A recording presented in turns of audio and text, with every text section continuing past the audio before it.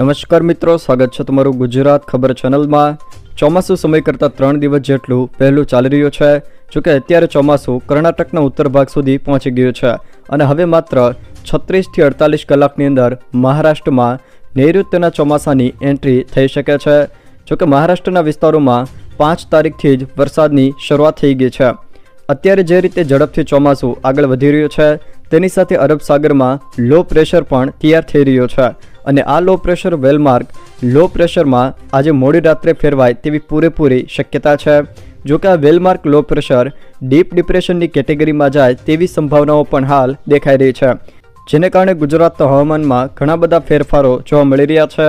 જો કે આગામી દિવસોમાં તેને કારણે ભારે વરસાદ વરસે તેવી પણ શક્યતા છે। તે સિવાય જો મિત્રો વાત કરવામાં આવે તો દક્ષિણ ગુજરાત અને સૌરાષ્ટ્રના દરિયા કિનારાના ભાગોમાં હાલમાં વાદળો જોવા મળી રહ્યા છે। તે તમામ વિસ્તારોમાં 1-2 દિવસ છૂટાછવાયા ઝાપટા જોવા મળી શકે છે। જો કે ખાસ કરીને 6-7 તારીખે ખાસ કરીને મધ્ય ગુજરાત અને દક્ષિણ ગુજરાતના કેટલાક વિસ્તારોમાં હળવો વરસાદ વરસી શકે છે। જો કે તારીખ 8 થી લઈને 13 જૂન દરમિયાન સૌરાષ્ટ્રના વિસ્તારો તેમજ ઉત્તર ગુજરાત, મધ્ય ગુજરાત અને દક્ષિણ ગુજરાતના કેટલાક વિસ્તારોમાં પણ વરસાદ જોવા મળશે, જેમાં ખાસ કરીને તારીખ 9 થી લઈને 13 જૂન દરમિયાન રાજ્યના અનેક વિસ્તારોમાં તીવ્ર પ્રી-મોન્સૂન એક્ટિવિટી થઈ શકે છે, જેના કારણે કેટલાક વિસ્તારોમાં ભારે વરસાદ પણ ખાબકી શકે છે। જો કે તીવ્રતા સાથે ગાજવીજ અને પવન સાથે રાજ્યમાં વરસાદ વરસવાની શક્યતા છે।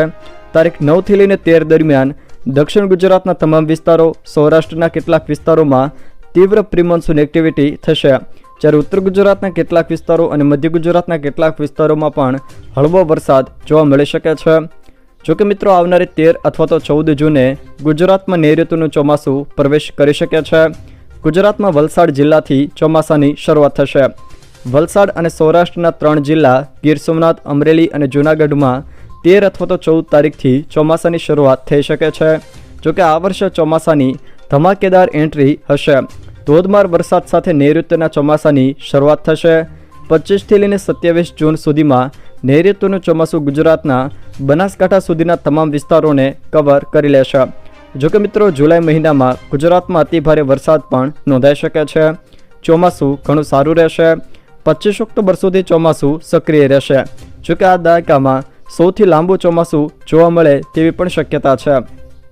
જો મિત્રો આ વિડીયો તમને પસંદ આવ્યો હોય તો વિડીયોને લાઇક કરો, તમારા મિત્રો સાથે શેર કરો અને જો તમે મારી ચેનલમાં નવા હો તો ચેનલને સબસ્ક્રાઈબ જરૂર કરજો, જેથી મારા આવનારા તમામ વિડીયોની માહિતી તમારા સુધી પહોંચી શકે।